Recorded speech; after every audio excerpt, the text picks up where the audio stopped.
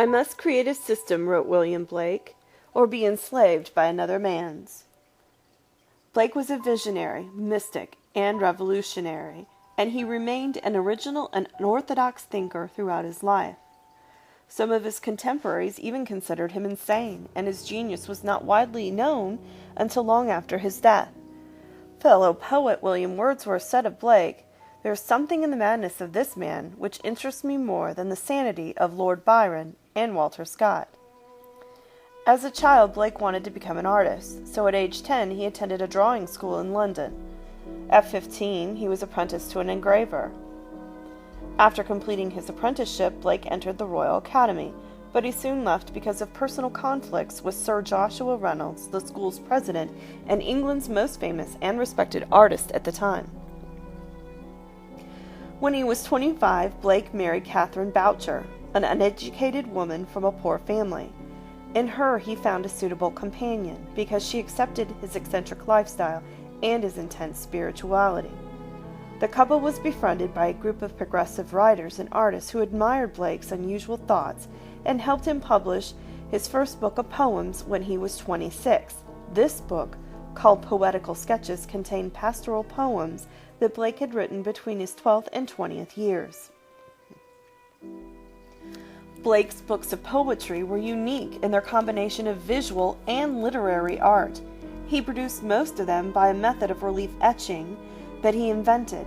In this method, which he called illuminated printing, Blake used pens and brushes to apply an acid-resistant substance to a copper plate.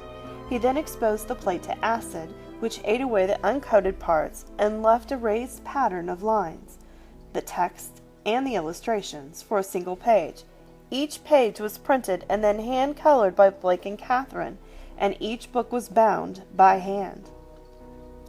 This way of making books was so time-consuming that Blake produced only a few copies. The originals that survive are ranked among the art treasures of the world. Full of striking designs that shimmer with glowing color and line to accompany his equally brilliant poems, these books constitute Blake's unique contribution to both art and literature. The best known of these books is Songs of Innocence and Experience, a double collection of poems, in Blake's own words, shewing the two contrary states of the human soul.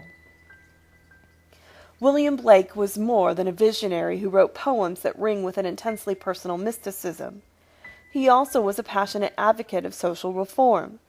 Blake had first-hand knowledge of the way the urban poor lived in the early days of the Industrial Revolution.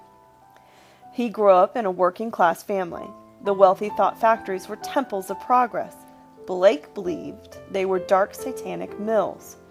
He was especially angered by the suffering of children. His outrage can be summed up in one symbolic couplet.